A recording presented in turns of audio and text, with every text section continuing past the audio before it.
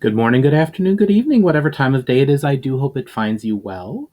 My name is John, and I'm an author. And this welcome to my writing space. Um, Before we get started, usual stuff. Please check out my updated website down below. I've been trying to post there more regularly. Recently, doing some daily writing prompts that I hope you enjoy, and I would love your feedback on that as well. As well as on this channel, please like, share, subscribe. All of that would help me uh, help my channel, help me quite a bit. So I would really appreciate it. Same thing if you were to check out my socials and my books down below. All of that would be awesome. I am coming to you here on another Storytime Thursday. This time we're all the way up to chapter 30, not 35, 25 of my first book, The Shadow of the Past. So the previous story, or the previous chapter, um, Val'inar has seen what was to everyone else the ruined Dragon's Claw Tower atop the Dragon's Pass as a whole tower, and went inside and met a strange power interested in helping him out, although also providing a lesson about the dangers of hatred, and providing him the tools to helpfully imprison a demon that is trapped beneath the tower for help in getting to and foiling Ushara. So we're gonna jump right in here after I take a sip of water. Sorry if I look a little rough today. It's right in the middle of sinus allergy season, and I'm not feeling the best. All right, chapter 25, The Encounter at the Stones. Ushara paced to each of the stones one by one, round and round, studying them intensely, willing them to give up their long-kept secrets. Occasionally she would sigh or growl in frustration at the task that she had once thought would be so simple, but now that it came to it was continually eluding her. It was clear that whoever had come up with the weaving of this prison had been a true genius in the craft. As far as she could tell, no power could forcibly undo the prison from inside or out. It was a key she needed, a very specific key, and so far it was beyond her grasp. She paced and carefully searched the enchantment for some cracks or some hint as to what the key to its unlocking was. Ushara reflected upon all that she had achieved in the previous decades, only to see it threatened as it was nearing completion.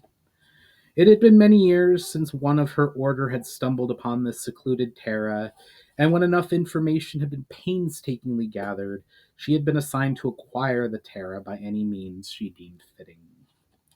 She had been quite proud of herself when she had at last made contact with the legendary Kiral. She had found it strange at the time that on this secluded world his name was reviled, if it was spoken at all, whereas there were still places in creation that looked with reverence on his deeds. She had tread carefully with him, weighing her words as they communed through a portal. He had tried to persuade her to step through and meet with him in person, but she was not so foolish, and suspected that his request had been a test for just that. She knew full well that crossing a portal in or out of the prison would be fatal to any, regardless of their power. It had taken careful maneuvering, but at last she had gotten him to ask for her help in freeing him and his followers. She even managed to persuade him after many long weeks of debate that it was best if she united the Terra before she freed him so that he would not have to fight a war to regain control when loosed from his bonds. He had even given her the great malice that he had stored up from his long years of imprisonment to use as a tool to accomplish this aim.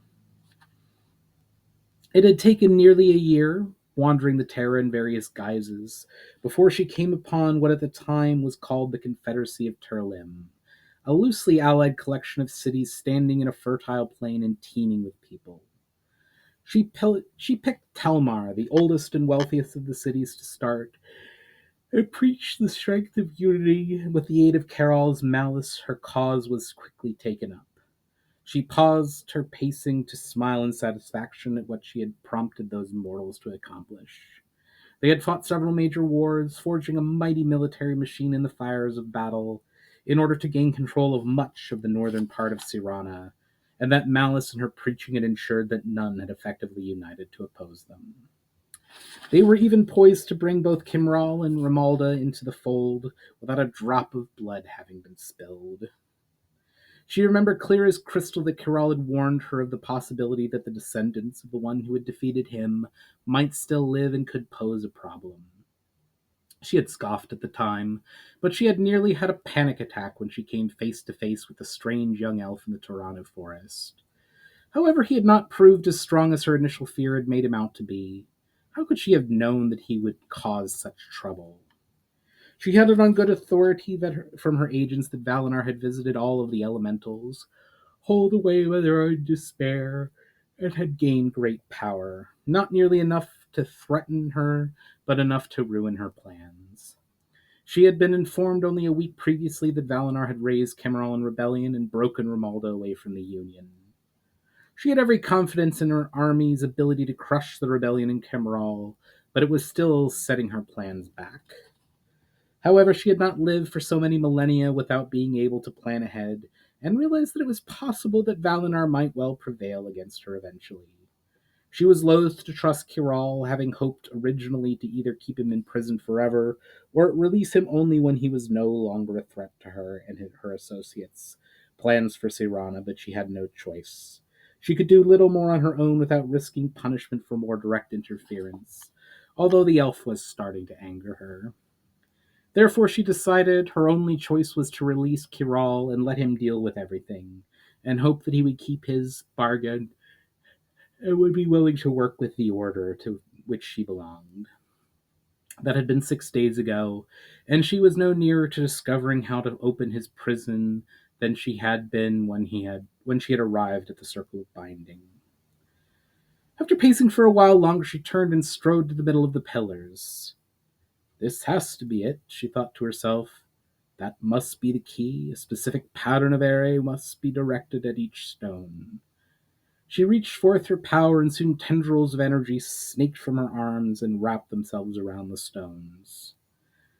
That accomplished nothing. She dropped her arms and cursed loudly in frustration. Her will entirely bent upon the stones, she did not see the approach behind her, although she did sense a shift in the area that felt to her like the smallest edge of the prison was starting to unravel. Thinking that her previous attempt was having an effect, after all, she raised his arms once more. I do not think you should be doing that, came a stern voice behind her. The dragon, she thought, fearing the worst, and whipped quickly around. Val'inar staggered up from out of the tower. He was breathing heavily. The left arm of his tunic was torn up, and he had several cuts across his face. It had been much harder than he thought it would be. Even disoriented, the demon in his proper body had been an extremely skilled opponent. He considered how much effort it had taken to get inside the demon's defenses and reflected on whether he would have lasted for long if the demon had been able to fight with all his skill and ability. Judging by the looks on the faces of his soldiers, Val'inar guessed that he looked worse than he felt, and he had kept them waiting for him for several hours. His brother let out a cry of surprise upon seeing him and ran over to him at once. Val'inar, are you all right? What happened? I am all right, brother, said Val'inar, sitting down on a high stone and sighing heavily. No, actually, I am not sure that I am all right. I'll tell you someday, but not today. What is important is that I got the help that I needed. But perhaps not the help you wanted, chuckled a mellifluous voice in Valinar's head. He was unsure that he would ever get used to that. What help did you need? Inquired Targotha. Ushara, responded Val'inar. We've dealt with the army of the Union, but I need a way to deal with Ushara, who was always the greater danger. I did not know where she was or how to get to her, but I think that problem has been solved. Where is she? Was his brother's first question. She is at the place where Kiral was bound, replied Val'inar, suddenly remembering one of his nightmares. She is trying to free the ancient enemy from his prison, but that place of binding, a circle of stones, cannot be reached by normal means. It is twisted away from the rest of the Terra, just like Kiral's prison. So, Targotha looked at him expectantly. How do you get there? Aha! I suppose that is why you went to so much trouble to give me a new and rather more confined prison, sneered the voice in his head, sounding genuinely angry for his situation. Val'inar worried that the demon meant not to help him as the man had promised, but when they begrudgingly, well, I suppose just about anything, even such confinement, is better than remaining trapped under that mountain. Very well, I will help you. The demon's voice spoke in his head, and he repeated the words to his brother, and to Desalia, who had now joined them. It is the weaving of portals that is the key, the bridging of 2 points in the physical world by a tunnel through the area. The weaving itself is not complex, but it takes a strong connection with the area to sense even a fairly short distance away. And sensing where the tunnel is going to end is essential for the spell to work correctly. Desalia chimed in at this point. I have heard of the technique spoken of in our ancient stories. Did you really find the secret to that long-lost ability in that tower? Val'inar smiled at her, the things she had experienced in the last few months, and she hadn't changed at all. After a fashion, he responded, his hand moving up to grab hold of the pendant. Yes, I did learn the secret of the tower. I shall prepare the soldiers, began Targatha. No, my brother, interjected Val'inar. I am the only one who can face her. If but one of our soldiers lost control and attacked her, and after the soldier's performance today, I fear that might happen. She would use that as an excuse to wipe us all out, and she has the power to do so. Targatha, Desalia, and all those others standing around looked rather sheepish at what Val'inar had just said. At last it was Desalia who ventured to speak. You know about that? It was perhaps the first time in his life that Val'inar had seen Desalia looking guilty about anything. We tried to stop them, Targatha added to the conversation. But once they saw that army lying there defenseless, this bloodlust came upon a great many of the soldiers, and they set about slaughtering them before there was anything really we could do. We thought about rounding up those who had committed the acts, but that would be... Val'inar interrupted his brother's breathless defense by putting a tender hand upon his shoulder. He placed another on Desalia's shoulder as well. That will not be necessary, he said after a long moment. I know what happened and why it happened, and I am just as much at fault as these soldiers who held the weapons in their hands in my own way. In many ways, they were not in control of their actions. It was still a crime what they did, and that will stick with them for the rest of their lives. That is punishment enough. Val'inar had recovered somewhat since his ordeal in the mountain, and stood up and took a deep breath of the French mountain air. Form the soldiers up and get them heading back toward Cameral, he commanded. Make all haste and make sure not to sleep within sight of the tower. I do not know what tasks I will have for our armies yet, but I dare say there will still be much that needs to be set in order, especially with regards to the Union, even once I have dealt with Ushara. I shall do as you say, dear brother, replied Targatha. Is there anything else that we can do for you? No, thank you, replied Val'inar. I am ready for this, or at least as ready as I will ever be. Are you sure? Desalia raised a questioning eyebrow. Val'inar laughed. No, of course I'm not sure. But I have little choice in the matter. Now go, leave me to what I have to do. Desalia departed at once after giving Val'inar a deep bow. Targatha lingered long enough to impart a hug and a wish of good fortune upon his brother. The army was soon on the move, and before long they were a large mass receding down the mountain. Right, Val'inar said aloud. Now, you said that the amount of connection to the area dictated range. Are we close enough to the place of binding to create a portal here? You have sufficient power to create a portal to anywhere upon this terra. Could I also portal to Kiral's prison? He inquired of the voice. Of course. The prison is still part of this terra. It has merely been removed from both sight and the ability to travel to by normal means. How do you think that Ushara was able to make her deal with Kimral? The demon came off smug and smug and scoffing reply of the demon. All right, how do I do this? Val'inar was becoming annoyed with the demon's attitude towards him. Stretch forth your mind into the area. Val'inar stretched forth his perception and felt the area of the terra flow around him. Feel for a change in the pattern. The enchantment required for maintaining the prison is far more complex than the natural ebb and flow of the area. I think I found it. A very large area that has a very subtle and complex pattern around its edge. At 6 equidistant points around the edge, there will be a small areas of a more complex pattern. Find one. I can feel them. Their chords are thin but distinctive even within such a complex pattern. Those are the binding stones that hold the prison in place. Feel along that pattern until you find the point where the 6 meet. After several moments of searching, there it is. All the chords came to a sudden stop. Excellent, chuckled the voice. That meeting point should be surrounded by a small field of the same complex pattern as surrounded the prison. Aha, what an ingenious structure this is. Why, thank you, Val'inar. That is where you need to go, the circle of stones, the place of bindings. So how do I open one of these portals? Hold the place you are trying to get to in mind, along with the place you are at currently. Now imagine pushing them together. This is the pattern for how the tunnel should be weaved into the area. Done it, Val'inar shouted almost triumphantly as he opened his eyes and saw a shimmering curtain of white in front of him. Is that what a portal looks like? Of course, replied the voice, amused at his naivete. So that is all there is to it?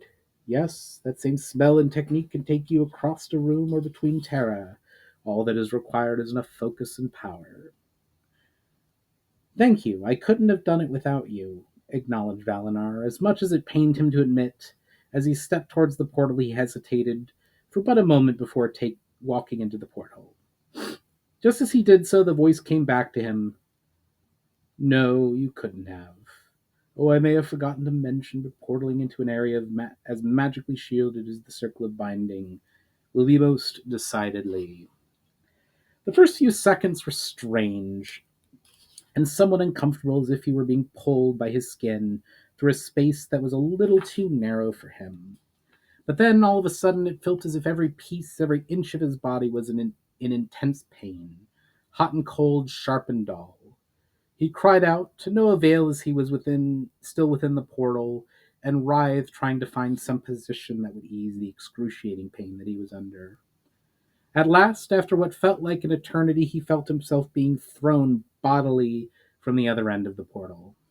The pain was gone at last, and Val'inar simply lay on the cool and brittle grass as his body and mind got over the shock of what had just happened. Painful, the voice finished in absolute mirth. He had just about gained back breath enough to speak and was preparing to do so in decided anger towards the demon when he realized where he was. He took a cautious look up and saw a circle of 6 stones, telling him that he was in the right place. And standing mere yards away from him was her. She hadn't noticed him yet, as her back was mostly turned to him. She was standing at the center of the circle and seemed to be muttering under her breath with her arms held up. Tendrils of energy snaked between her arms and the stone pillars. The power coursing through her whipped her hair and dress about her as if in a strong wind. The dress was a deep, rich purple, unadorned, and cinched at her waist. Val'inar could feel the tremendous power which Ushara was wielding, as well as the pulsating power emanating from the stones. Val'inar approached cautiously and studied his surroundings. The terrain was rocky and the sky was odd, just like in his visions. He understood now that it was because this small patch of ground was sealed off from the rest of the Terra, but being still part of it, one could see to some degree the outside world, but in a twisted fashion. As Val'inar crossed through the ring of stones, the tendrils disappeared and Ushara dropped her arms in frustration. She said something strongly under her breath, but Val'inar did not understand it, guessing that it must have been some curse in her own language. As she raised her hands to try again, Val'inar finally ventured to speak. I do not think you should be doing that, he said matter-of-factly. Ushara spun around quickly in surprise and stood staring at him for a long moment with her mouth agape with shock. Val'inar? Ushara said searchingly. Yes, Val'inar replied simply, taking off his helmet so she could see his face more clearly. Seeing that it was in fact him, Ushara smiled that dazzling and dagger-sharp smile that he and so many others had found so alluring. Wiser now, Val'inar realized that it was only her mouth that smiled. The rest of her face remained a still mask, and her yellow eyes lit up with malice. "My dear elf," began Ushara in her most charming and seductive voice, "you have come far and grown much in power since our little encounter in the Torano forest." Val'inar returned her fake smile with one of his own, although he was quite sure he was not fooled by it for an instant. "Yes, I have learned much since last we met, like the fact that you are not of this terra, so you really should not be interfering as you are." This did not seem to faze Ushara in the slightest. Now that you're here, I no longer need to do so. You can open the prison yourself." "And why would I help you, Ushara?" inquired Val'inar. "The prison here contains one who is wrongfully imprisoned," she began. "He once ruled this terra, and those who hated him and were jealous of his power overthrew him and imprisoned him here. Don't you want to see this terra set right and return to its former glories?" "Kiral was no just ruler," Val'inar retorted. "He may have started that way, but by the time he was in prison, he was twisted and cruel, although the ones that imprisoned him were little better. There were many who were and are wrongfully imprisoned here, but sad as it is, they cannot be let free without Kiral getting free as well." Ushara's smile faltered for just a moment before she continued. "But with the power of the Union, we can control what is imprisoned here. Think of how strong this terra could be if all those who lived upon it were united, including those who have been imprisoned all these millennia. Think of it! You could be the leader of the Union. With my guidance, you could become known across the terra for your power and wisdom." "You may be disappointed to hear, Ushara," said Val'inar, this time with a genuine smile, "that the army of the Union has been routed and destroyed. How long do you think the Union itself will stay together once they learn that you have done nothing for them and made them no stronger, that they could not have done and created themselves, and likely without decades of bloody war?" The smile stayed in place, but the rest of her face visibly twisted for several moments. "The Union was simply a means to an end," she said, feigning unconcerned. "The goal of unifying the Terra is still a noble one, because only united can it be ruled and controlled, and its full potential achieved." "Full potential for what?" Val'inar said with perplexity. "Come, Val'inar, do not be so naive," Ushara grinned. "There are many dark and evil forces in the universe, and with an isolated Terra such as this, a great force could be raised and trained to rid the Terras of the evils which beset them." "That sounds rather like a different form of interference," said Val'inar, with doubt creeping up his spine at what he was saying. "And I suppose you are again offering me a chance to rule this whole Terra?" "Naturally," cooed Ushara. "Think of what we could accomplish together." "So basically you would rule." Val'inar was struggling now. Parts of him were telling him that the cause of fighting evil was worth what Ushara was proposing, if he could trust her to uphold such a bargain. "At first, perhaps you have gained until you have gained some experience at ruling. Regardless, we certainly can't let these simple and squabbling people rule themselves. It is really far better if someone who knows what is best for them is in charge." Valor had just made up his mind in her favor when she had said that, but at last he realized what she was proposing. "No, I don't think so. Didn't you learn the history of this terror before you began to interfere? Surely the deeds of Kiral and the other six were proof enough as to what happens when someone, especially someone from the outside, tries to control and rule it in that way. Regardless of how much better they think they know, they still make mistakes, and those mistakes are much greater than the mistakes that you claim to be trying to save them from." The smile still did not leave Ushara's face, but when she spoke again, the pleasantries were gone from it and replaced with menace. "That it is lucky for me that I have no real need for you. I have Kiral on my side. All I have to do is free him from his prison. So if you will depart, I will get back to my work. Val'inar took a deep breath. I cannot let you do that, Ushara. Ushara's response was to laugh out loud. And how do you propose of stopping me, little elf? I am unarmed if you propose to kill me. I am not a fool, Ushara, replied Val'inar. I shall not kill you or even attempt to, as I know that despite the power that I have gained, I am no match for you. However, I can hope stop your schemes. I can follow you anywhere upon this terra and get in your way. As long as you remain here, you will never get another thing accomplished, I swear it. And what makes you think that I'm just going to let you get in my way?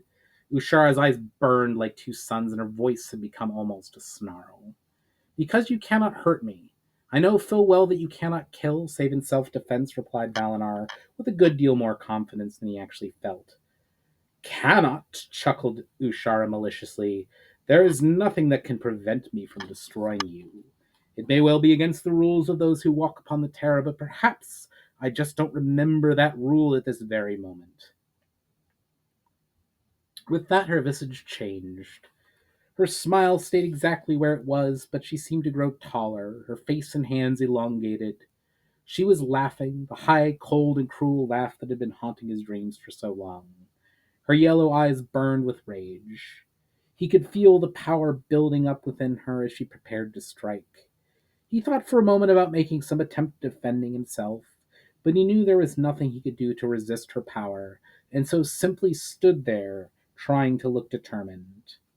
As the twisting and weaving of the area reached a crescendo, Val'inar closed his eyes, preparing for his inevitable end. Seconds inched slowly by, but the attack did not come. A moment or two more went by, and Val'inar became aware that the laughter had stopped and the power was ebbing away. He slowly opened his eyes to see Ushara standing before him, but she was different somehow. She appeared just about human again, but smaller and less vibrant than she had been. The smile was at last gone from her face, and a look of resignation was in its place. Her eyes were staring at him, but seemed to be focused some great distance behind him. Val'inar mentally checked to make sure he was still there, and he looked down at his body to see that it and the armor and clothing he wore were entirely unharmed. After he had done this, it seemed as if Ushara had snapped out of her reverie and was now turning her focus upon him, although she found it odd that he kept glancing down at a point at the center of his chest. So, she said at last, we have reached a stalemate. You can't kill me or actually force me to leave, but it seems that I cannot kill you either, and you mean to stop me from accomplishing my goal. Why can you not kill me? Inquired Val'inar. He was certainly not sorry that she had not killed him, but it had him decidedly perplexed that he was still alive. Ushara opened her mouth to respond, but shut it again. She could not quite bring herself to look him in the eye, and instead seemed once more staring at his chest. She slowly turned away from him. So, you think you can prevent me from opening the prison, do you? Very well, let us see if you can do it. Ushara once more raised her hands to the stone and began muttering. Val'inar focused upon what she was trying to weave within the area and took several steps toward her before calling her name. Ushara, stop this nut! Before he could finish the sentence, a tremendous shudder ran through the earth, which caused both of them to stagger. This shudder was followed almost immediately by an ear-splitting crack that originated all around them. Val'inar looked up in horror and saw that each of the pillars now had a great crack in them. Another quieter crack resonated through the circle as a smaller cracks opened in the stone. Another shudder ran through the earth, and Val'inar noticed that the sky and horizon were no longer distorted. The place they were standing was no longer shielded from the terra. The stones were further apart now, and at their center was the seemingly bottomless crack that Val'inar had seen in his visions. What have you done? Shouted Val'inar. Ushara turned to Val'inar, and for a moment she looked as surprised as him, but the smile returned. I did not. She began before regaining her full composure. What I have done, my dear elf, is open the prison. Kiral will be freed. You have lost. Val'inar stood staring at her in utter shock as the waves of her gleeful laughter washed over him. He felt himself saying, almost without thinking about it, "Leave." "What?" she managed to say amid her laughter.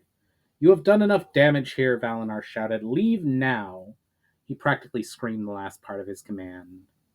Ushara looked at him with utter contempt for a moment and then continued to laugh. "Why not? I have done all I sought to do here. I will return once Kiral has finished you. Farewell, little elf. It was a good try, but you can't have nearly really thought you would be able to undermine what I have been working on for decades, did you?" With that, Ushara turned and walked away. As she walked, she held up her right hand and made a gesture of throwing a pinch of grain, and a shimmering portal opened before her. She stopped for a moment before going through and turned to Val'inar. She smiled and gave him a cavalier wave of her hand, as one does to acknowledge a noble yet defeated opponent. And with her laughter still ringing through the stones, she stepped through the portal, which vanished a moment later, although the laughter seemed to resound longer after she was gone. "Do not despair, Elfling," came a voice in Valinar's head. It was cold and malicious as ever, but at that moment Val'inar could have sworn that it was the most pleasant thing he had heard in his life. "The prison has been opened, that cannot be stopped, but it will take several weeks at least for the enchantment to unravel itself. You have time to gather your forces." "Why are you telling me this?" inquired Val'inar, surprised at the demon's sudden kind words. "Kiral was never a friend to me," replied the voice, chuckling. "If he defeats you, this pendant I am trapped in either be lost forever, becoming a far worse prison than before, where I was formerly, or it will come into Kiral's possession, and I am not eager to meet his acquaintance again. So it is my interest to keep you dis- in my interest to help you destroy Kiral." "Well then," Val'inar said as he composed himself and began to concentrate upon the array, "we have a lot to do then." Finding the place he was looking for, Val'inar weaved a portal in front of him, and with a glance back at the slowly cracking stones, he took a deep and determined breath and stepped through the portal. All right, that is chapter 25. I sincerely hope that you enjoyed it. I would love to hear your comments and feedback down below. Don't forget also to like, share, subscribe, get notifications, check out my socials, my website. All of that is linked down below. It would be amazing and really help me out if you were to check that out. But in the meantime, I do hope you all have a wonderful rest of your day, get a chance to do or experience something creative, and I will catch you on the next one.